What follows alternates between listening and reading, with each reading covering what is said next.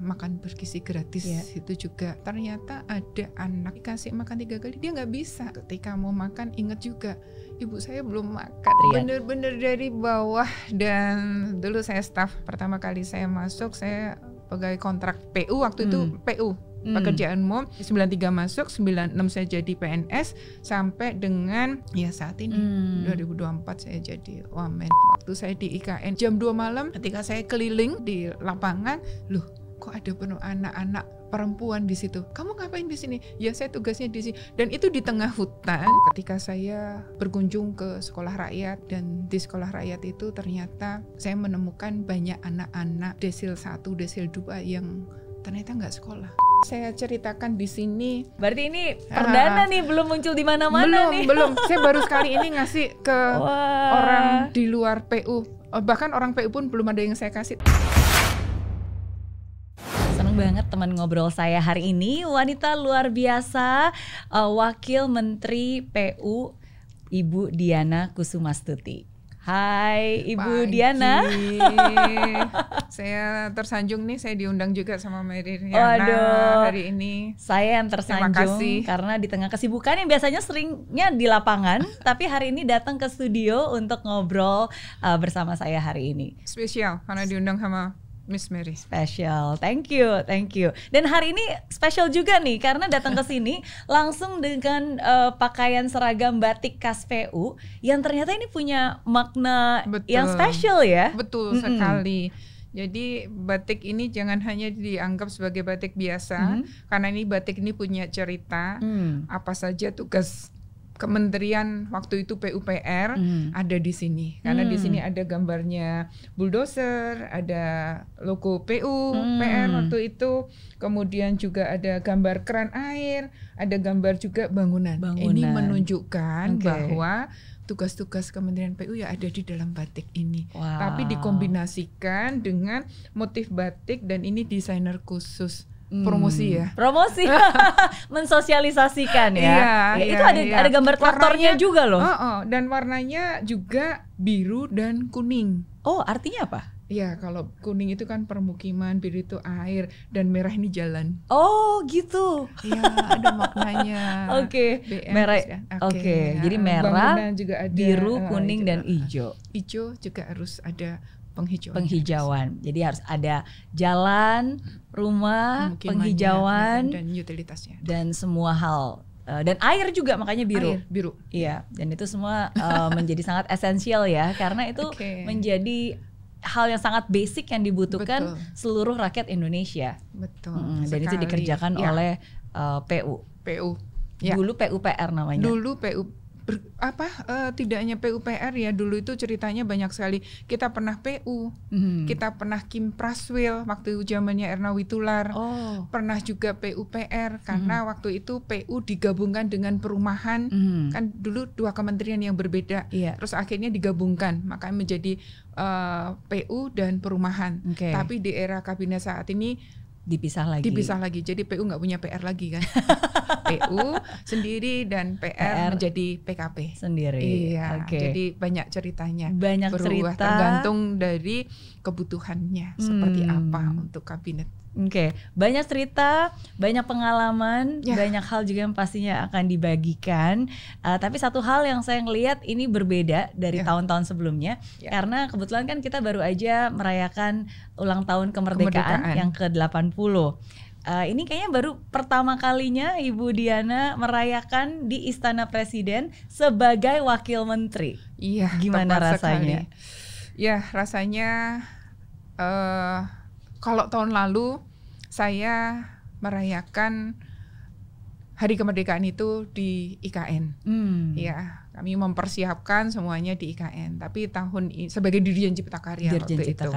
Tapi kemarin saya hadir sebagai wamen dan tempatnya pun berbeda. Itu pengalaman. Tempatnya berbeda dan ada spesial ya, rasa kebanggaan untuk memeriahkan hari ulang tahun kemerdekaan Republik Indonesia yang ke-80. Dan 80 itu kan spesial juga ya, angka 8 dan 0.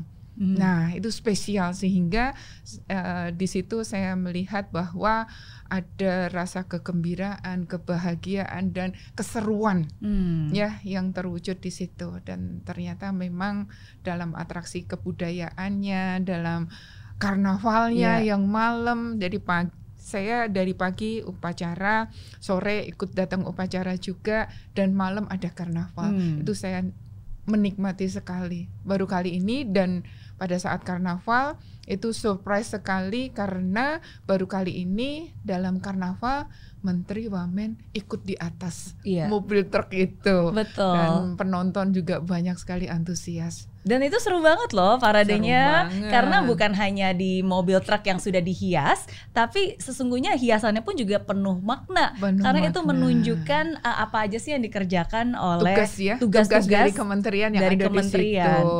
Iya. Makanya di mobil truknya PU yang kita harus bergabung dengan PKP, ya. Jadi tidak hanya PU saja, tapi ada PU-nya dan juga ada PKP. Jadi di situ ada rumah itu untuk PKP-nya, tapi di PU itu ada gambar padi, yang di belakang itu padi bahwa kita irigasi, ada pintu air untuk melakukan irigasi karena itu adalah swasembada pangan, ya kan. Kemudian juga ada sekolah rakyat, ada gambar sekolah rakyat, ya. Kemudian juga kita ada gambarnya MBG ya, dapur makan bergizi gratis. Itu juga menjadi tugas kita di tahun ini. Tapi juga tidak terlupakan di situ ada jembatan, ada jalan.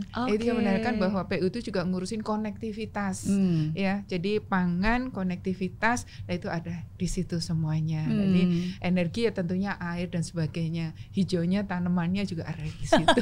Ini ceritanya semuanya biar lengkap kompleks ya. Jadi berbeda. Dan ketika jalan itu semangat antara PKP semangat PU, aduh seru deh. Benar. Yang PKP menjual bahwa Pak Presiden support untuk rumah 3 juta rumah. Dan ada PPN gratis di situ kan, tulisan besar-besar. Kalau yang di PU Presiden juga untuk kita mendukung swasembada pangan, programnya Presiden Prabowo Subianto, ya kan, ada irigasi, sekolah rakyat, ada MBG, itu yang disebutkan. Seru. Dan menggunakan cara-cara kekinian untuk bisa men-showcase apa saja sih yang sedang dikerjakan. Dan sebenarnya bukan hanya men-showcase ya, tapi sebenarnya ini juga salah satu cara untuk bisa mengajak keterlibatan masyarakat terhadap apa yang sekarang sedang dikerjakan. Iya, karena salah satunya contohnya misalnya kayak tadi untuk mendukung swasembada pangan. Salah satunya bukan hanya swasembada pangannya, tapi kan irigasinya juga harus direhabilitasi lagi untuk dipastikan. Karena suplainya kalau tidak dilakukan dengan irigasi yang baik, ya petani-petani ini juga tidak akan bisa menghasilkan air dan tidak bisa panen. Benar. Sama satu lagi, kan harus ada konektivitasnya. Kalau menanam padi di sini tapi nggak bisa dijual, jalannya karena rusak, gimana? Ya kan, makanya perlu konektivitas, mungkin ada jembatannya juga sehingga menghubungkan apa yang mereka tanam kemudian dipanen dan bisa dipasarkan untuk masyarakat. Setuju. Ya kebetulan karena sekarang saya juga di Kemenko Infrastruktur membantu Pak Menko AHY. Karena PU itu merupakan bagian dari Menko. Dan sangat sering sih sebenarnya Pak Menko AHY turun ke lapangan juga bersama PU. Ya termasuk salah satunya yang di sawah, irigasi sawah itu kan di NTB ya. NTB di Banyu Urip kemarin juga datang ke lokasi untuk lihat Mataram ya. Di Mataram kemarin beliau berkunjung ke sana terus mampir juga irigasi dan juga mampir juga ke sekolah rakyat. Ke sekolah rakyat ya. Jadi ini yang sedang dikerjakan dan nantinya pastinya bisa dinikmati oleh seluruh rakyat Indonesia. Ya, memang kita membangun untuk rakyat. Setuju. Kalau menurut katanya Pak Menko, Pak Menko AHY selalu bilang infrastruktur itu dibangun bukan hanya untuk membangun, tapi dibangun untuk mendukung. Iya, jadi ya untuk mendukung apa? Mendukung swasembada pangan, mendukung perekonomian, mendukung konektivitas, mendukung edukasi, ya semuanya. Dalam 8 prioritas Bapak Presiden, memang infrastruktur kan tidak disebutkan secara khusus, tapi infrastruktur ada di semua 8-nya itu untuk kita support, baik itu pangannya, ya kan, baik itu energinya, untuk airnya juga, dan untuk swasembada pangannya, untuk pendidikan kita support semuanya. Support semua ya. Ya, dan kalau berbicara tentang infrastruktur, apalagi tentang Kementerian Pekerjaan Umum, yang namanya Ibu Diana ini bukan orang baru, tapi sesungguhnya udah orang yang sangat udah lama. Sudah lama. Iya, berkecimpung dan memang selalu setia di PU gitu ya. Betul. Iya, sebelum jadi wakil menteri, ini saya dengar-dengar benar-benar mulainya dari bawah banget gitu di kementerian. Bener-bener dari bawah, dan dulu saya staf. Kalau boleh saya cerita. Ya, pertama kali saya masuk saya pegawai kontrak. Jadi ketika lulus memang saya di swasta dulu, kan ketika ada tawaran di PU waktu itu PU Pekerjaan Umum, saya langsung ya saya mau. Begitu itu saya langsung datang ke sana. Itu tahun 93. Oke. 93. Udah lama ya, berapa tahun itu? 93. Kemudian 93 itu saya masuk jadi pegawai harian. Jadi kontrak. 32 tahun yang lalu berarti? 32, lebih kali ya. Iya. Kontrak kan, terus saya gajinya juga gaji kontrak, belum gaji pegawai. Terus akhirnya sebagai syarat untuk menjadi CPNS dan PNS harus tes. Saya 2 kali gagal, ampun, mohon maaf nih, aduh membuka ini ya. Tapi saya tetap semangat, saya tes lagi, dan yang ketiga alhamdulillah diterima. Ya, diterima. Jadi saya mengikuti prosedur yang memang ada untuk tes itu, saya masuk, dan dari situ saya ngikutin CPNS, kayak ada persyaratan itu yang tes jenjang karir jenjang karirnya kayak gitu. Saya ikutin terus, dan akhirnya saya menjadi waktu itu Pimbak Pro, staf, kemudian dipercaya dari Pimbak Pro, dipercaya sebagai kepala seksi, kemudian dipercaya lagi menjadi Kasatker, Kasatker perencanaan dan pengendalian ya, yang membawahi seluruh Indonesia. Saya juga kaget juga kenapa saya, tapi ya itulah, berarti saya dipercaya, saya harus melaksanakan itu sampai akhirnya saya jadi kepala seksi, Kasubdit, terus dulu saya sebelumnya dari Kasih menjadi Kasubdit itu ada kabit dulu yang mengurusi masalah air. Padahal saya arsitek, ya kan? Loh Pak, saya arsitek, kenapa saya suruh ngurusin air? Kalau eselon 3 itu manajemen yang dibutuhkan, mesti kamu bisa. Siap Bapak. Jadi saya kabit, kemudian saya jadi balik lagi ketika saya dipindahkan ke Direktorat Bina Penataan Bangunan untuk menjadi Kasubdit. Nah, setelah Kasubdit di Bina Penataan Bangunan, saya naik jadi direktur. Alhamdulillah itu hanya berapa tahun gitu, saya jadi Dirjen Cipta Karya. Tetap di Cipta Karya. Ya, terus pas jadi Dirjen Cipta Karya mungkin ya banyak cerita ya, 4 tahun saya jadi. Itu berarti bersama dengan Pak Menteri Basuki. Ya, Pak Menteri Basuki waktu itu saya direktur dan juga Kasubdit, direktur dan juga Dirjen. Ya, sampai akhirnya saya tiba-tiba ditelepon sama Letkol Teddy, kamu harus ke sini. Saya juga bingung ngapain ini. Padahal saya waktu itu masih di Medan, karena akan ada peresmian dengan Pak Jokowi Stadion Utama Sumatera Utara. Jadi saya begitu datang malam, paginya kamu harus pulang dan jam berapa pulang sampai Jakarta. Siap. Itulah ceritanya. Ditelepon untuk menghadap ke Kertanegara. Iya. Nah, itulah ceritanya sampai saya jadi wamen dari tahun 93 masuk, 96 saya jadi PNS sampai dengan ya saat ini 2024 saya jadi wamen. Ya berliku-likulah, pengalamannya banyak sekali.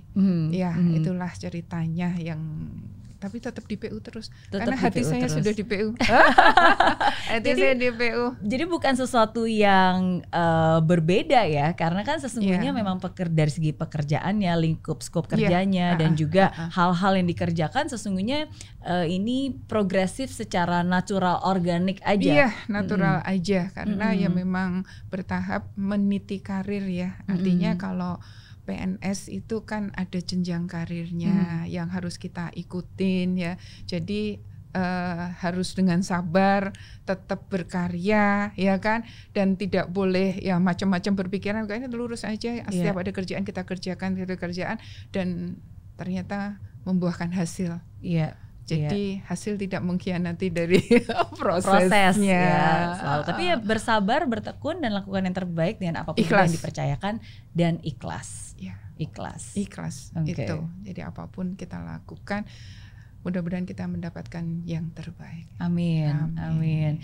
Enggak, ini jarang-jarang loh ngelihat di dunia yang sesungguhnya itu cenderung sangat maskulin ya, karena kan ke lapangan segala macam dan seterusnya, bangunan gitu. Tapi ada sosok wanita yang sesungguhnya ini bukan hanya ibu-ibu ya, tapi sesungguhnya udah punya cucu juga kan. Cucu saya 4. Cucunya. Iya, jadi untuk seorang wanita konsisten berada di dunia pemerintahan, apalagi di pekerjaan umum yang sesungguhnya itu sering banget di lapangan. It's inspiring, tapi at the same time I know it's definitely not easy. Pasti kan nggak mudah. Semuanya itu kalau dijalanin dengan ikhlas mesti kita bisa. Ya, saya juga nggak kepikiran waktu itu saya dipanggil ke Seknek bahwa saya diangkat jadi dirjen. Itu juga saya nggak menyangka, loh ternyata saya dapat SK. Saya dapat SK. Dan ketika direktur pun juga tiba-tiba saya dilantik, besok kamu dilantik. Nah, tetapi memang Kementerian Pekerjaan Umum itu yang dulunya dikenal gendernya kurang ya, tapi sekarang alhamdulillah gendernya banyak. Tapi yang saya akan tekan sini bahwa pekerjaan konstruksi itu sebenarnya bukan hanya miliknya kaum Adam. Tapi kaum perempuan, Hawa di situ juga diperlukan, ya kan? Karena harus ada sentuhan-sentuhan juga, misalnya air. Ya, air itu kalau kita lihat bahwa di masyarakat yang membutuhkan air untuk masak, untuk mandi, dan juga untuk minum anak-anak, itu kan ibu-ibu. Yang mengusulkan untuk air itu juga ini kaum perempuan. Itu terlihat ketika saya mendatangin untuk program-program Pamsimas. Nah, Pamsimas itu juga mereka sangat bersyukur sekali untuk mendapatkan air. Itu Pamsimas yang kita lakukan dengan pemberdayaan masyarakat. Dari pemberdayaan masyarakat itu memang mulai merencanakan sampai dengan mengimplementasi itu ada peran-peran dari kaum perempuannya.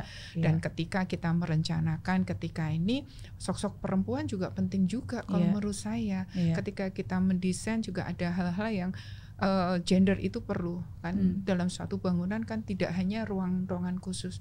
Kalau kita kantor gitu ya, kan harus ada bagaimana tempat penitipan anak, ya kan, tempat bagaimana kayak ibu menyusui dan sebagainya. Betul. Itu harus ada. Kemudian juga ini karena saya bicara arsitek ya, kalau misalnya suatu bangunan juga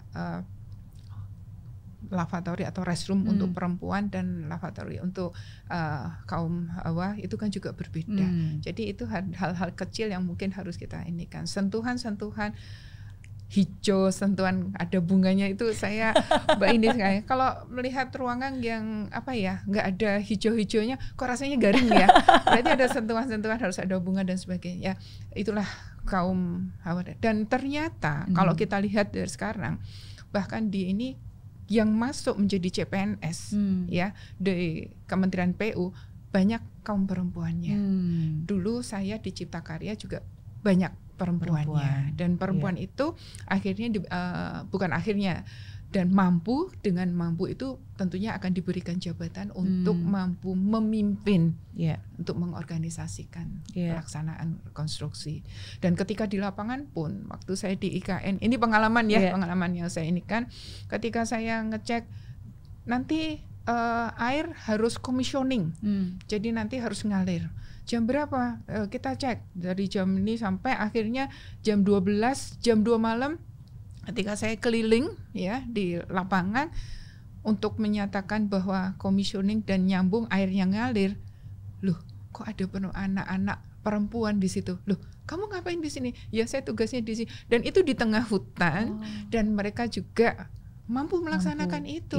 Jadi jangan dianggap bahwa perempuan nggak mau loh untuk melakukan itu, ya kan? Jadi perempuan mau kalau memang dia diberikan tugas itu dan dia ada rasa tanggung jawabnya, dan punya ownership, ada komitmennya, komitmen terhadap tugas itu, rasa tanggung jawabnya, dia melakukan itu. Ya sama seperti kita juga. Kalau itu tanggung jawab kita, berarti kita harus melakukan dengan penuh komitmen, tanggung jawab bahwa pelaksanaan tugas kita itu. Jadi kalau saya di lapangan bersama-sama kaum laki-laki ya, itu kan mayoritasnya laki-laki, ya bismillah, karena kita harus menjalankan tugas itu. Dan di rumah saya juga ternyata ibu dari 3 anak laki-laki. Jadi nggak ada saingan. Tapi sekarang saya punya saingan, kan ada menantu, ada cucu perempuan.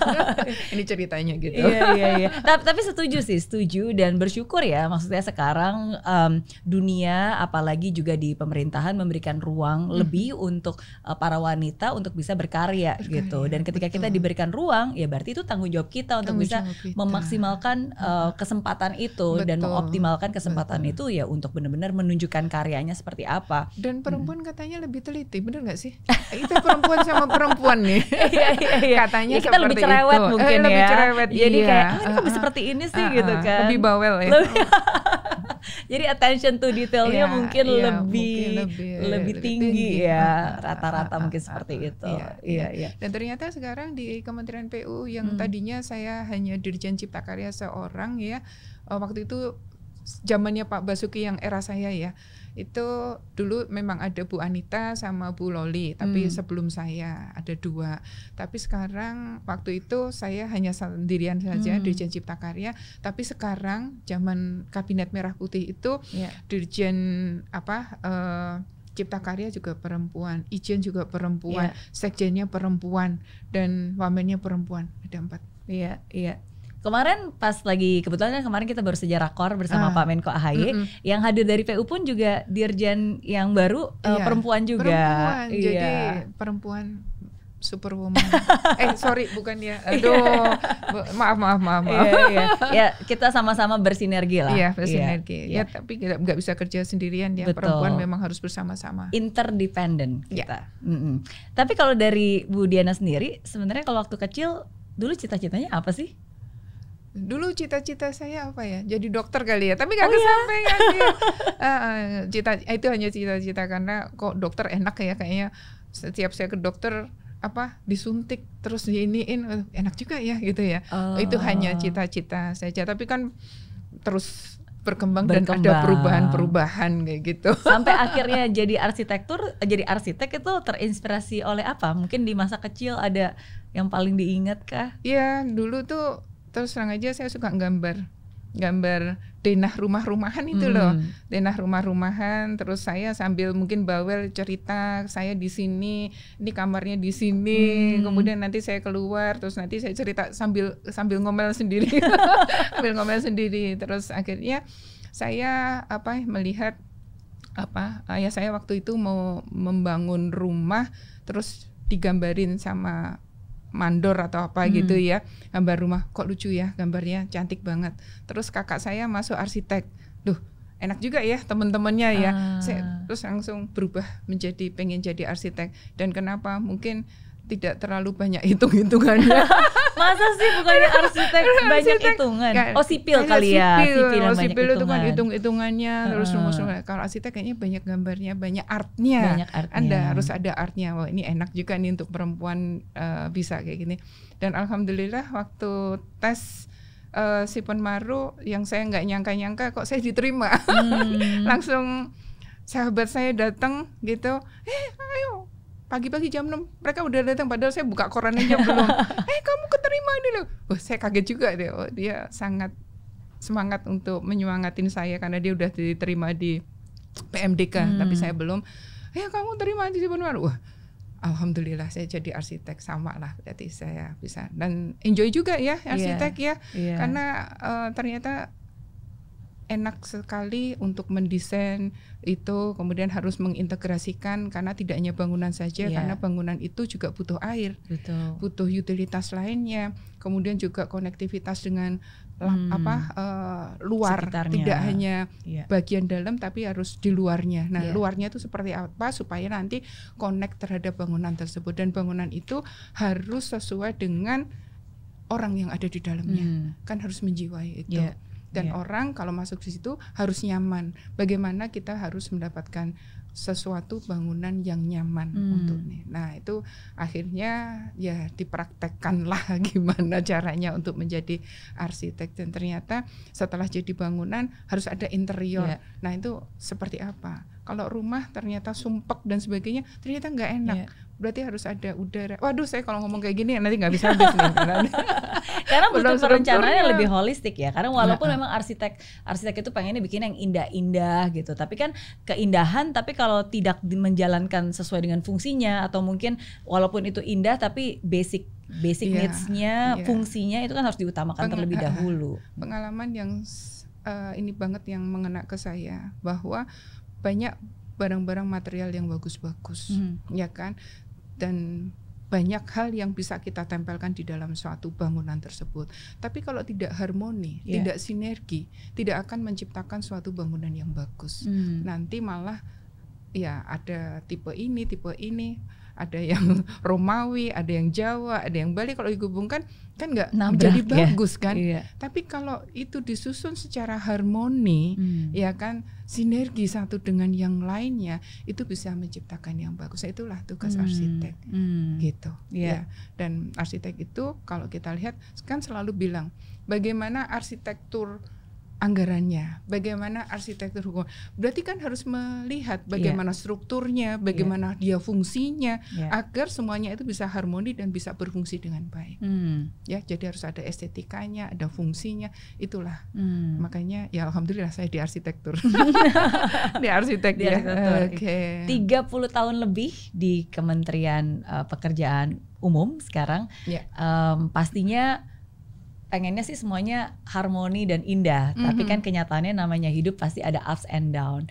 Apa masa-masa yang paling sulit, yang paling bikin stres untuk Bu Diana? Ya, bikin stres memang banyak ya. Ya, banyak itu karena dinamika. Tapi kalau kita tekunin sesuatu yang berat tentunya bisa ada solve-nya, dan kita kan tidak bisa sendirian, ya kita harus bersama-sama. Memang kalau kita rasakan kita tidak semua harapan yang kita ini itu terpenuhi, ya kan, ketika kita mendesain, ya mendesain itu kan kita juga pengennya semuanya menjadi baik dan semuanya bisa termanfaatkan dengan baik. Tapi ternyata misalnya kita mendesain atau diberikan tugas untuk membangun ini, tapi budgetnya dibatasin. Kemudian nanti pemanfaatannya karena ini permintaan daerah nanti juga tidak memanfaatkannya dengan baik. Itu rasanya sesuatu yang saya kadang-kadang sedih, ya gitu. Permintaannya dulu seperti ini, kita udah desainkan seperti, kita udah bangunkan seperti, tapi ternyata dia tidak memanfaatkan sesuai dengan rencana karena tidak mungkin tidak bisa diterapkan di daerah tersebut seperti itu. Itu kadang-kadang yang membuat saya sedih, kan akhirnya bangunan tersebut mungkin belum termanfaatkan secara maksimal. Itu yang membuat sedih. Artinya bangunan tersebut tidak berkelanjutan. Ya, saya banyak ngomong bangunan karena mungkin di Cipta Karya ya. Dan misalnya juga kita membangun air limbah, kemudian juga air minum, ya kita udah rencanakan untuk bisa termanfaatkan sekian, dan dari sambungan rumah tersebut ternyata juga tidak bisa maksimal di pemerintah daerah, masyarakat dan sebagainya. Dan mungkin harus ada perubahan-perubahan skema yang mungkin harus kita lakukan agar semua yang dibangun itu bisa maksimal. Ya. Misalnya contohnya air minum. Air minum kita bangun dan untuk sambungan rumah kalau dulu itu kan dilakukan oleh pemerintah daerah, tapi akhirnya harus kita rubah. Harusnya SR juga merupakan bagian dari kita. Nah itu karena kenapa? Karena SR kalau diserahkan dengan pemerintah daerah ternyata tidak termaksimalkan, tidak optimal. Mereka menyerap apa yang sehingga idle-nya terlalu banyak. Kalau ini dilakukan tidak ada keberlanjutannya. Tidak ada keberlanjutannya. Ya, saya tidak menyalahkan daerah. Makanya kita harus bekerja sama. Kalau kita nggak bekerja sama, kamu tugasnya apa di sini, kamu tugasnya apa di sini, kamu tugasnya apa di sini. Tapi semua tugas itu harus sama-sama kita lakukan bersama. Kalau kita mengerjakan di sini dan ternyata yang bagian hilirnya juga tidak dikerjakan, ya nggak bisa berfungsi, nggak bisa termanfaatkan dengan baik. Nah itu kadang-kadang yang muncul rasa sulit untuk bisa mengintegrasikan satu dengan yang lain, kayak gitu. Ya itu yang tersulit. Tapi mesti harus kita bangun, kita rubah program yang ada sehingga ke depan harusnya tidak terjadi seperti ini lagi. Itu yang kita harapkan ke depannya. Tapi kalau dari Bu Diana sendiri, ada nggak sih momen-momen di mana kayak aduh pengen menyerah atau give up atau that's it, udah deh saya udah cukup lah di sini gitu, udah 30 tahunan lebih, maksudnya masa-masa yang akhirnya membuat itu down banget dan almost give up? Ya, saya berpikir bahwa ini kita kerja bersama, bukan kerja saya sendiri, ya kan? Dengan kita kerja sama, mesti ada bagian-bagian lain yang tentunya akan bisa menyelesaikan, ya kan? Akan bisa membantu untuk menyelesaikan itu. Kalau kita kerja sendiri ya terpuruk sendiri. Tapi kalau kita bersama-sama, kita bisa diskusikan jalan keluarnya seperti apa, dan mudah-mudahan kalau kita bekerja sama masih bisa ya. Saya masih punya keyakinan seperti itu. Jadi mudah-mudahan saya nggak give up ya. Mudah-mudahan saya nggak give up karena saya yakin satu dengan yang lainnya mesti akan saling membantu. Ya, saling membantu. Karena itu juga pernah saya alamin juga. Ketika, aduh gimana ya ini, aduh saya salah nih kayak gini ya. Tetapi kalau dari mungkin dari pimpinan yang bisa ngayomi dan pimpinan yang bisa mengintegrasikan semuanya, karena waktu itu kan saya masih sebagai staf dan ternyata itu bisa ada langkah-langkah yang bisa kita selesaikan, tetapi tidak menyalahin aturan dan juga tidak menyalahin apa yang harus kita lakukan, kayak gitu. Ya, itu penting sekali kalau menurut saya. Ya, jadi jangan cepat give up. Ya, ini saya juga takut kaum muda, anak-anak muda kalau udah gitu nanti give up keluar. Ada loh seperti itu. Ini yang harus ada pembinaan, lari dari juga. Kenyataan ya. Mereka nggak berani untuk menghadapi. Nggak mau menghadapi dan mungkin juga nggak mau menghadapi dan mungkin ada tawaran juga yang di sana lebih baik. Ya, akhirnya mereka keluar, resign dan sebagainya. Nah ini rasa tanggung jawab dan sebagainya. Tapi kalau masih bisa diselesaikan, masih bisa diinikan, ya mudah-mudahan rasa seneng kita kalau apa yang kita bangun berkelanjutan dan jadi. Itu bangganya kayak apa sih? Dulu itu saya terlibat loh di situ. Terlibat ya, bukan saya yang membangun. Karena yang membangun harusnya bersama-sama. Ada beberapa pihak yang ada saya terlibat loh di situ. Dan itu bisa berjalan dengan baik. Alhamdulillah. Tapi kalau gitu menjadi sesuatu yang mangkrak dan sebagainya, aduh itu sedih sekali. Ya sedih sekali. Yang mana yang paling membanggakan atau paling berkesan atau paling dikenang oleh Bu Diana? Banyak ya, alhamdulillah banyak. Ketika saya jadi direktur, ketika saya jadi dirjen, banyak sekali yang hal-hal yang saya terlibat di situ. Ya, ketika Asian Games kemarin kami juga terlibat dan itu kan menjadi acara internasional. Walaupun saya hanya menghitung, saya hanya merencanakan, terus saya juga ikut bagaimana mengawasi itu, terlibat seperti itu. Kan ketika direktur saya juga terlibat juga ketika waktu itu ada COVID ya. Dan waktu itu juga ada perencanaan terkait dengan kawasan Istiqlal. Istiqlal direnovasi. Waktu itu saya dikinclongkan Istiqlal itu ya. Saya mengawasi dan saya nggak bosan-bosan, setiap minggu saya datang ke sana sambil saya ngajak anak-anak gitu. Saya ke sana sambil sholat dan sebagainya, saya ngawasin, happy banget saya dan akhirnya jadi ya. Dan ketika COVID saya juga alhamdulillah saya tidak takut ya ketika saya harus melakukan renovasi di Pulau Galang waktu itu pertama kali ya.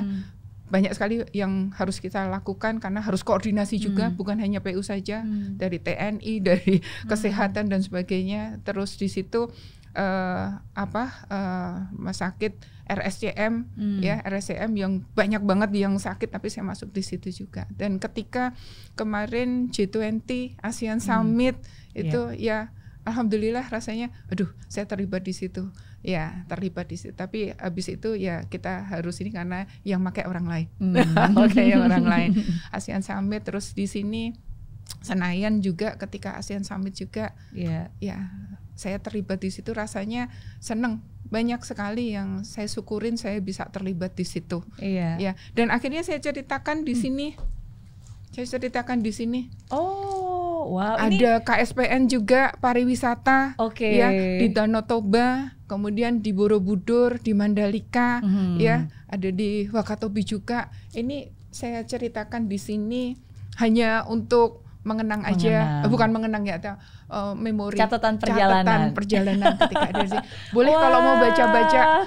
Kalau mau baca-baca, tapi ini belum selesai, belum ada ISBN-nya. Nah, ini saya minta untuk di ISBN-nya. Berarti ini perdana nih, belum muncul di mana-mana nih. Belum. Saya baru sekali ini ngasih ke orang di luar PU. Bahkan orang PU pun belum ada yang saya kasih, tapi saya ketemu Mary Riana, wah ini kayaknya boleh juga nih saya kasih ini. Thank you. Jadi ini buku catatan perjalanan Diana Kusumastuti sebagai Direktur Jenderal Saya berani-beraninya menulis ini ya, saya nggak tahu kok pengen menulis ini, kalau nggak kayak gini saya nggak punya catatan.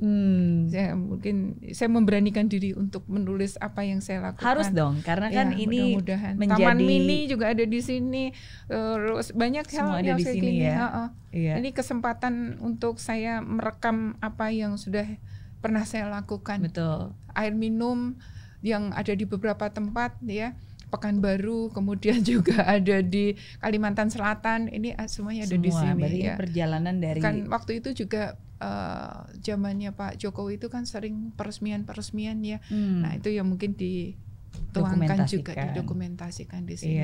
Karena memang waktu itu yang berperan adalah konstruksi, ya kan? Ini konstruksi ini yang akhirnya banyak sekali perannya Kementerian PUPR waktu itu, dan sekarang juga tetap banyak PU perannya. Yang mudah-mudahan masih bisa kita tuangkan. Pasti. Thank you. Ini nanti pasti akan saya baca dan akan kita lihat. Tadi saya sekilas lihat ada banyak gambar-gambarnya, dan menurut saya ini bukan hanya menjadi pengalaman, tapi juga banyak pembelajaran bagi siapapun juga yang membacanya. Dan di sini saya tulis Cipta Karya adalah rumah kedua saya. Rumah kedua saya. Dan ini ceritanya dari awal sampai waktu itu Dirjen Cipta Karya. Iya.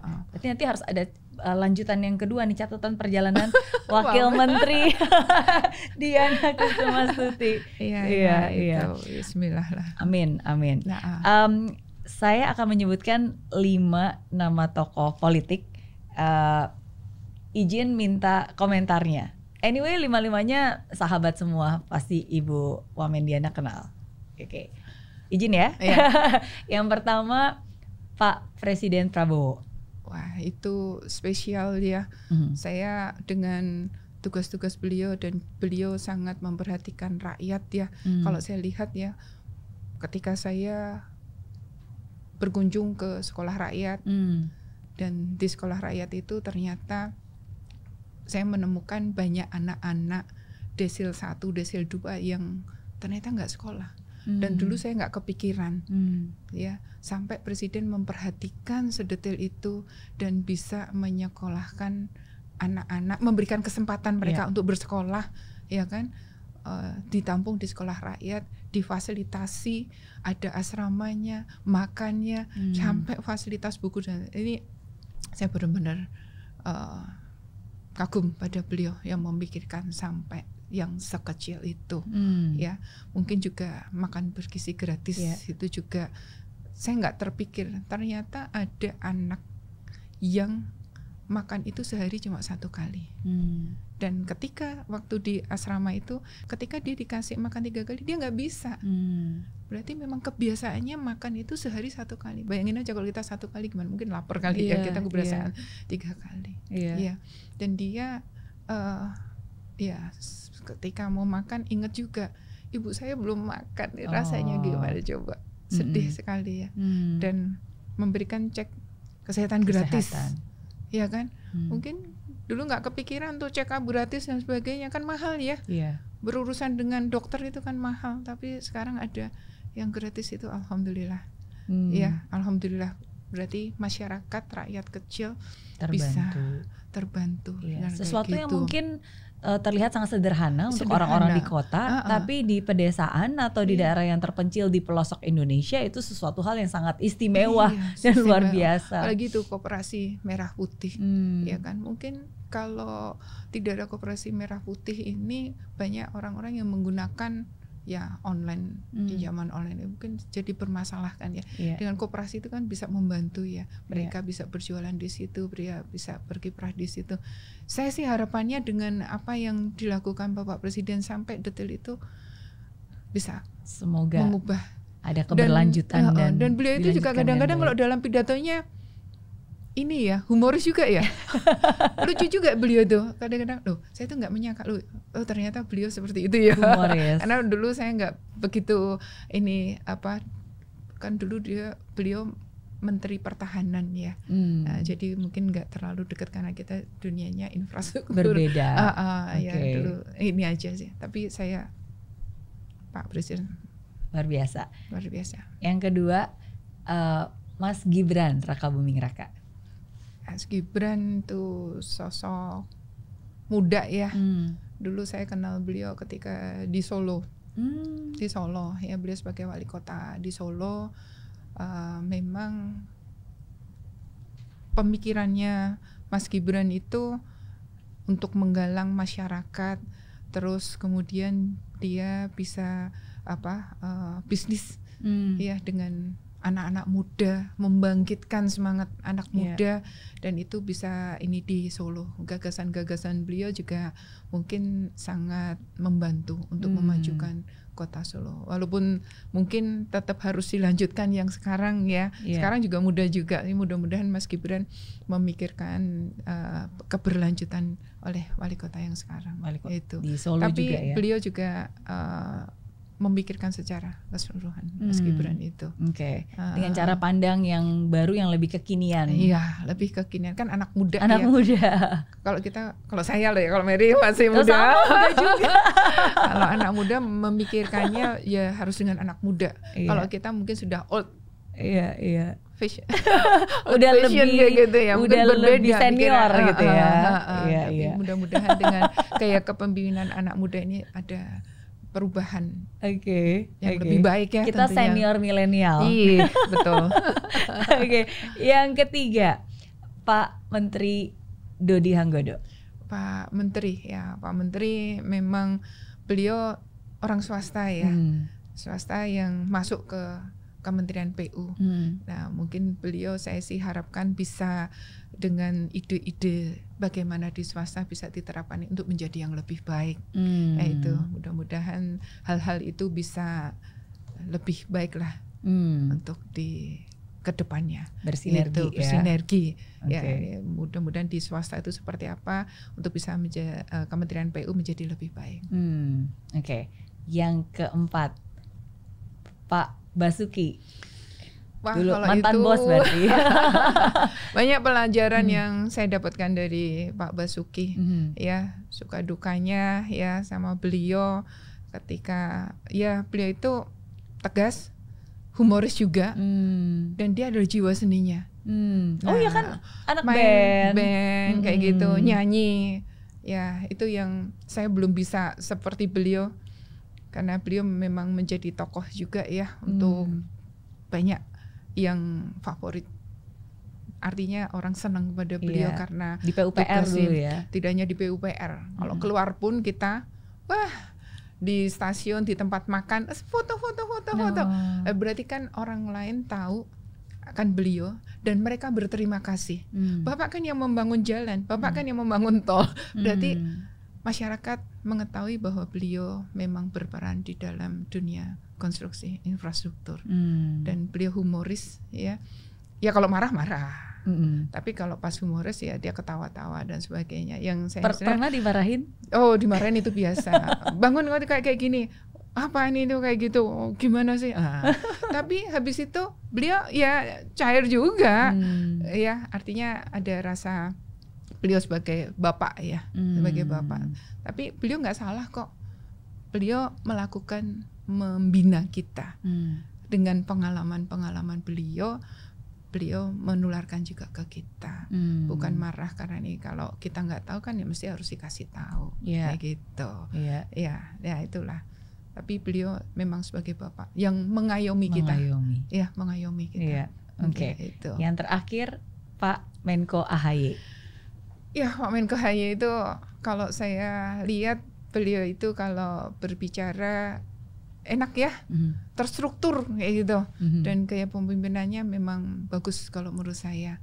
Ya mudah-mudahan dengan ide-ide beliau dan juga semangat beliau, apa yang disampaikan di dalam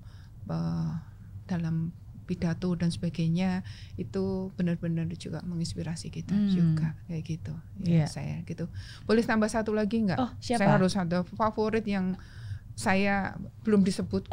Oke. Siapa? Bu Sri Mulyani, gender juga. Oke. Gender juga. Itu sangat inspirasi buat saya karena beliau tegas juga dan beliau memimpin. Sudah berapa lama beliau menjadi Menteri Keuangan dan gayanya beliau. Kalau boleh saya tambah satu lagi Retno Marsudi. Ya itulah yang menginspirasi wanita-wanita. Ya, soalnya tadi bapak-bapak semuanya, padahal ibu-ibu juga. Benar juga ya. Itu mesti di catatan saya. Padahal saya akan yang lainnya, Bu Sri Mulyani, Retno Marsudi. Iya, itu sangat-sangat menginspirasi saya. Sekarang berarti kan satu kabinet dengan Ibu Sri Mulyani. Iya, saya masih tetap bangga dengan beliaunya. Sering ada interaksi atau ngobrol? Ngobrol. Kadang kalau setiap kesempatan, kamu ya, gitu. Wah, kamu tuh memang yang waktu di IKN benar-benar saya ini. Kamu kan yang berkiprah di sini, kamu yang nggak tidur di sini, kamu yang ngawasin di sini. Beliau menghargai, itu yang saya ini kan, beliau menghargai apa yang kita lakukan, itu sangat penting sekali. Tidak semua orang bisa menghargai apa yang kita lakukan. Itu beliau sangat inspirasi sekali. Demikian juga Bu Retno Marsudi. Beliau sangat-sangat ini ya, sama-sama terkait dengan kita masalah air. Betul, apalagi sekarang beliau di PBB juga, khususnya kan benar masalah air. Nah, air itu kan juga tugas Kementerian PU, ya kan, ya itu yang mesti harus kita sinergikan dengan secara internasional dan nasional yang ada di kita, bahwa air itu penting, ya kan, air itu ya sebagai air baku, sebagai untuk energi juga bisa, pengendalian harus banjir juga mesti harus kita kendalikan, ya kan. Air untuk pariwisata juga bisa, air banyak sekali yang harus kita kelola. Itu sosok wanita Indonesia yang memiliki peran yang sangat penting, dan bukan hanya memiliki peran yang sangat penting ya, tapi kontribusi yang juga sangat penting dan terasa buat Indonesia. Dan sekarang jadi masih tetap koordinasi nih, satu sama-sama di air juga, ya satu kan dari lingkupnya internasional PBB, ini lingkupnya Indonesia, satu lagi Menteri Keuangan yang harus minta anggaran juga untuk membangun. Tapi beliau itu juga, saya tahu kok tugas kamu berat kok, tapi nanti omongin aja kamu kebutuhannya apa, nanti kita coba diskusi. Aduh, saya rasanya beliau support juga kayak gitu. Support juga. Ya walaupun nanti harus ada tata caranya, regulasinya seperti apa, pedomannya seperti apa, ya kita harus ikuti. Itu aturan. Memang beliau strict seperti itu, tapi harus melihat bagaimana prioritas dan sebagainya. Betul. Dan dari kemarin kebetulan pas lagi di rakor bersama Pak Menko kan juga sudah ada pendetailan juga kan, contohnya misalnya dari PU apa saja yang akan dikerjakan khususnya di tahun 2026 nanti, pembangunan jalan, irigasi, sekolah rakyat, jadi udah ada detailnya. Dan itu juga dihitung berdasarkan anggaran yang dialokasikan, sehingga itu bisa terserap dan terrealisasi. Beliau sangat support, mau fasilitasi apa yang kita lakukan. Tapi kalau kita nggak jelas ya mungkin kalau kita hanya minta ini, tapi kalau nggak jelas ya mungkin dia juga namanya juga Menteri Keuangan ya. Kalau Menteri Keuangan kayak kita kan juga Menteri Keuangan juga dalam rumah tangga, ya kan. Kalau misalnya minta anak-anak minta ini, yuk ntar dulu kebutuhan itu apa, ini apa, ya kan harus ditanya seperti itu, sehingga mereka tidak menyalahgunakan untuk ini juga, bukan menyalahgunakan kebutuhan yang nggak perlu mungkin ya nggak usah. Tapi kalau yang perlu kan budget kita kan juga tidak berlebih ya, misalnya saya berarti harus yang diprioritaskan mana nih seperti apa. Oke. Dan itulah makanya di kabinet sekarang pun juga ada Menteri Koordinator Bidang Infrastruktur dan Pembangunan Kewilayahan untuk memastikan dengan resources yang terbatas ini benar-benar optimal. Ya, karena kan yang Pak Menko AHY selalu bilang infrastruktur yang sekarang kan ini tujuannya bukan untuk membangun lebih banyak infrastruktur, tapi membangun lebih baik infrastruktur yang lebih baik, bukan lebih banyak. Dalam arti yang dibangun ya harus ada keberlanjutan, harus ada dampak, harus ada manfaat, gunanya untuk apa? Lebih baik dan juga untuk rakyat. Lebih baik dan juga untuk rakyat. Kemanfaatannya untuk rakyat. Oke. Pertanyaan terakhir buat Bu Diana, dari begitu banyak pembelajaran hidup, apa satu hal penting yang hidup sudah ajarkan yang bisa dibagikan untuk semua yang sedang menonton hari ini? Ya, pelajaran hidup itu ya selama ini yang harus saya rasakan, kalau bisa apa yang kita lakukan itu bukan mengatasnamakan diri kita sendiri, tetapi kita kan harus bersama yang lainnya. Makanya kerjasama itu penting kalau menurut saya. Ya, kerjasama itu penting. Dan apa yang kita lakukan tentunya harus dengan komitmen yang tinggi, ya, tanggung jawab yang benar-benar kita lakukan.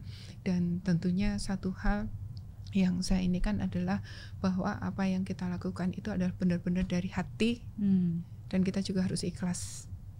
Apapun yang dilakukan karena hanya Tuhan, Allah Subhanahu Wa Taala. Kalau saya yang mengatur semuanya, itulah yang saya ini kan. Jadi kita harus memikirkan secara keseluruhan. Jadi apa yang kita bangun misalnya ya, dan itu bisa dinikmati oleh rakyat, itu sangat benar-benar suatu kepuasan tersendiri kalau kita membangun misalnya pasar, dan pasar itu rame, pasar itu disyukurin bahwa dia membangun air dibawa ke desa dan mereka sangat berterima kasih. Rasanya seperti apa? Senang sekali. Membangun madrasah misalnya yang dulunya rusak, reot dan sebagainya, ketika Bu saya kayak gini, dan ketika jadi terima kasih sekali. Dan beliau sampai nangis, dipeluk-peluk, aduh rasanya kayak apa. Memang mereka membutuhkan sekali. Itu rasanya sangat-sangat senang sekali. Berarti tim kami, tim Kementerian PU berhasil mengangkat mereka. Dan tentunya dengan kemanfaatan itu dia bisa belajar lebih baik. Itu sesuatu yang benar-benar menyentuh hati sekali. Dan kalau kita membangun terus nggak bermanfaat, itu yang membuat saya nangis juga. Kalau misalnya nggak termanfaatkan. Ya, tapi tadi pertanyaannya apa yang membuat lega, ya berarti kalau membangun juga termanfaatkan. Dan semua termanfaatkan kalau kita menjalankan dengan hati dan ikhlas, karena di situ kita bersama teman-teman dan tentu dalam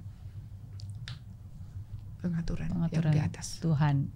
Ini kayaknya berapa kali nih Bu Diana menyebut kata ikhlas sepanjang podcast ini. Kadang seringkali mungkin sesuatu yang sudah dilakukan sepenuh hati belum tentu dimaknai atau diterima sepenuh hati. Mungkin ada banyak banget asumsi-asumsi atau mungkin hal-hal yang nggak tahu, mungkin dinilai tidak baik atau mungkin tidak di-appreciate atau somehow, maksudnya jadi makanya harus ikhlas gitu ya. Apakah ada pengalaman tertentu atau mungkin apa sih asumsi tersalah gitu yang orang pernah punya terhadap seorang Ibu Diana? Sebenarnya bukan itu yang saya maksudkan. Kalau ikhlas itu misalnya kita bekerja gitu ya, ada kepentingan-kepentingan lain yang harus kita lakukan, tapi kita harus menjalani tugas itu. Berarti kan kita harus ikhlas meninggalkan yang mungkin yang akan kita lakukan, tapi kita harus melakukan yang ini. Berarti kita harus ikhlas kan? Ya kan? Kita harus membangun sebenarnya perencanaannya seperti ini, tapi ternyata setelah dibahas-bahas ternyata ini aja, karena ini lebih ini untuk ini dari macam-macam. Ya, oke. Tapi ikhlas dengan seperti itu sesuai dengan teknisnya seperti apa, kebijakannya seperti apa, ini seperti apa. Kan kita harus ikhlas juga. Kalau kita nggak ikhlas, aduh aku nggak mau, nanti bisa keluar nih, bisa rapat dan sebagainya. Ya, kita keputusan apa? Kan kita nggak bisa, putusan harus kayak gini, kamu harus kayak gitu. Itu arogan sekali kan. Kan kita harus meinikan. Oke, kalau misalnya itu yang diambil untuk rakyat, kesepakatan orang banyak dan untuk rakyat, berarti rakyat kan yang harus menang, harus memperhatikan rakyat. Itu berarti kan juga harus ikhlas juga, gitu. Mengesampingkan ego dan kita, kepentingan sendiri kita untuk sesuatu yang lebih besar, gitu. Itu ikhlas kan namanya. Setuju. Kalau kita tetap harus kita ya nggak jadilah. Yang make siapa? Bukan kita kan. Yang make adalah rakyat. Nah, jadi rakyat yang kita utamakan. Berarti kita harus ikhlas, yang penting untuk masyarakat. Termasuk salah satunya itu juga yang membuat Ibu Diana sampai hari ini masih tetap semangat, kerja keras, jam kerjanya juga tetap panjang, walaupun sesungguhnya udah bisa menikmati waktu bersama dengan cucu, 4 cucu dan anak-anaknya juga kan. Itu harus berbagi. Kalau itu harus berbagi, artinya berbaginya itu kita harus memanage, memanage. Ya kalau waktunya bekerja, tapi kalau ada waktu yang memungkinkan kita bersama-sama dengan keluarga, ya waktu untuk keluarga ya kita manfaatkan dengan sebaik-baiknya, ngumpul dan sebagainya. Kan kita juga harus seimbang, harus seimbang. Walaupun memang banyak di sininya, tapi waktu sedikit. Tapi kalau kita bermakna, itu mungkin akan menyerupai dengan yang sebanyak itu. Rasanya seneng, itu kan beda lagi. Mungkin ngalamin nggak kayak gitu? Oh pasti. Kan? Ini mungkin kan? Dialami oleh hampir semua wanita yang juga punya keluarga, punya anak, tapi juga punya tanggung jawab bekerja dan juga berkarya. Itu pasti dilema seorang wanita kan. Have I done my best? Apakah saya sudah memberikan sepenuhnya? Walaupun sedikit waktunya, tapi kalau kita memaknainya itu dengan lebih baik, rasanya itu sudah senang sekali. Dan mereka juga senang juga. Udah mama udah datang, mama udah itu. Gitu. Setuju, karena yang dibutuhkan oleh mereka bukannya seorang ibu yang sempurna, tapi ibu yang bahagia. Bahagia itu ya kita bisa menikmati dan mensyukuri apapun juga keadaannya, dan mensyukuri itu penting, memberikan sepenuhnya. Mensyukuri itu penting sekali. Ya kalau kita nggak bersyukur gimana? Setuju. Kita nggak bersyukur terus, ya, dan akhirnya juga tadi kalau ikhlas mesti bersyukur. Ikhlas lagi ya. Ikhlas dan mesti bersyukur. Dua hal yang saya pelajari hari ini dari seorang Ibu Wakil Menteri Diana. Mudah-mudahan apa yang kita ini kan saya sampaikan pagi hari ini itu juga ada manfaatnya, dan itulah hal-hal yang saya lakukan. Tidak ada sesuatu yang dibuat lebih baik. Ya inilah saya. Inilah saya. Begitulah saya. Thank you sudah menjawab pertanyaan-pertanyaan saya. Terima kasih. Dan sebagai hadiah biasanya boleh nanya satu pertanyaan ke saya. Aduh, nanyanya. Sebenarnya pertanyaan saya banyak nih ke Mary. Tapi kalau dikasih cuma satu aja, ya mungkin satu aja nih yang saya sampaikan. Boleh. Saya jadi deg-degan nih. Saya mengenal Mary yang dulu pertama kali itu setelah Mario Teguh ya, kemudian Mary Riana muncul. Ya mungkin baru datang dari Singapura terus langsung ini. Siapa ini dia? Nah, berkiprahnya di swasta dan motivasi dan sebagainya. Tapi sekarang kerja di pemerintahan. Kenapa sih tertarik di pemerintahan? Why? Ya, dan apa untungnya bagi seorang swasta yang mungkin tidak terkait secara langsung ya. Tapi karena motivator memotivasi Pak AHY atau gimana? Enggak, ini ada pertanyaan saya. Terus mungkin dan kegiatan itu kan juga tetap berlangsung kan ya. Ini tetap berlangsung, dan untuk Pak AHY di Menko Infrastruktur kan juga tetap berlangsung. Membaginya gimana itu? Luar biasa. Itu sebenarnya dari satu pertanyaan tapi ada tambahan pertanyaan-pertanyaan lainnya. Ya kan nebeng kan. Tapi thank you, terima kasih sudah bahkan mengikuti saya dari sejak beberapa tahun yang lalu. Mungkin pernah nonton ada filmnya juga ya. Thank you. Nonton filmnya, atau mungkin nonton waktu itu program di Metro TV, I Am Possible dan seterusnya. Dan memang kalau misalnya tadi ditanya apa sih yang membuat tertarik? Sebenarnya kalau bisa jujur ini bukan tertarik sih, tapi ditarik kayaknya oleh Pak Menko AHY. Ditarik. Jadi Pak kebetulan kenal sama Pak Menko AHY dan Mbak Anissa juga sudah cukup lama, udah belasan tahun, dan karena kita sama-sama alumni dari NTU juga, gitu. Jadi sudah kenal dengan beliau cukup lama, udah lebih mengerti dan tahu. Jadi ketika beliau mengajak saya untuk bergabung bersama tim beliau di Kementerian Koordinator Infrastruktur dan Pembangunan Kewilayahan, ya saya menyambut baik gitu. Karena bagi saya itu bukan hanya sebuah peran, tapi itu sebuah panggilan. Sesuatu hal yang nggak pernah saya bayangkan sama sekali gitu. Tapi ternyata ketika hidup memanggil dan jalannya lewat Pak Menko AHY di Kementerian Infrastruktur, ya saya menjawab panggilan tersebut. Tentu saja ini dunia amat sangat berbeda ya Bu Diana. Ya. Panggilan ya berarti ya. Panggilan juga. Kalau saya bisa jujur dari sejak saya lulus kuliah tuh saya nggak pernah kerja 9 to 5 gitu, nggak pernah bekerja, nggak pernah punya atasan karena kan langsung sebagai entrepreneur membangun bisnis sendiri, nggak pernah kerja 9 to 5, ya kerjanya 9 to 9 kali ya, karena nggak pernah ada waktu jam-jaman seperti itu.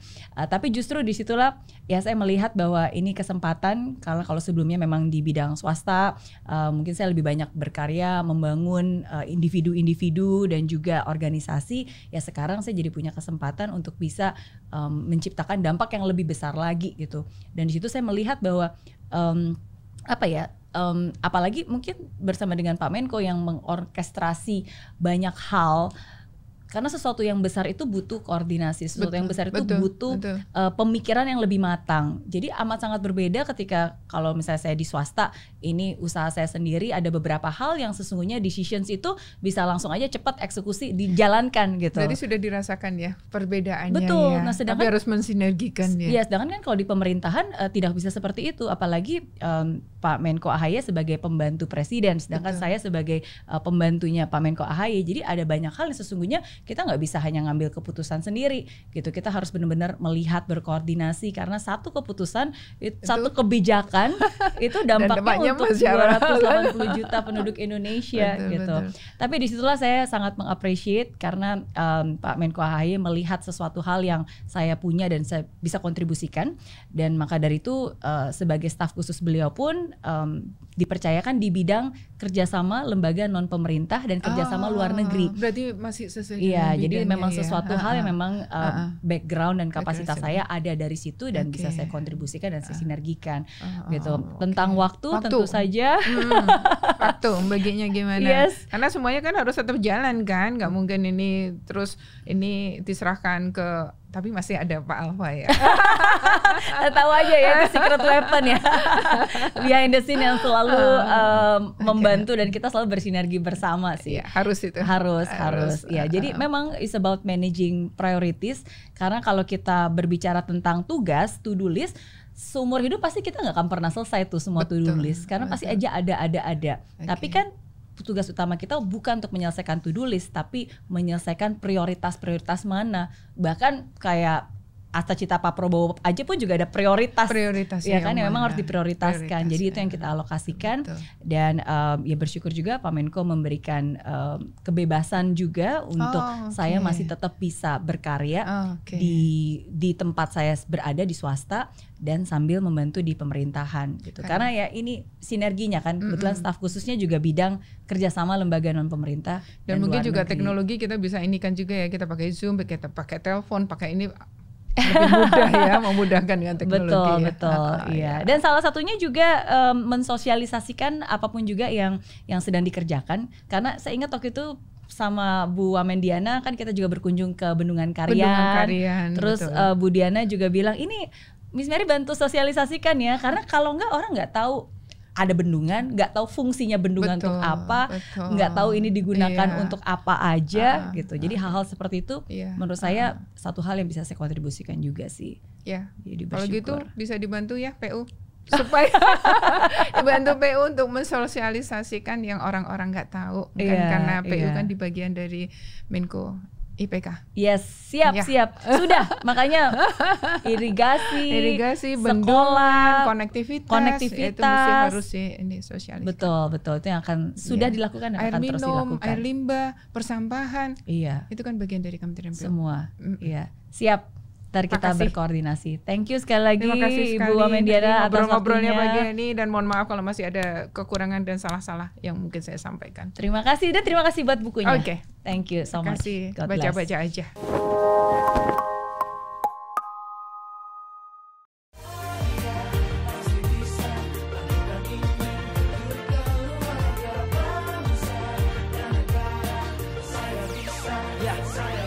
Laksana bumi tanpa hujan, hidup tanpa tujuan, kering dan mati tanpa hijaunya tumbuhan. Demikian kalau mimpi tak kunjung terjadi.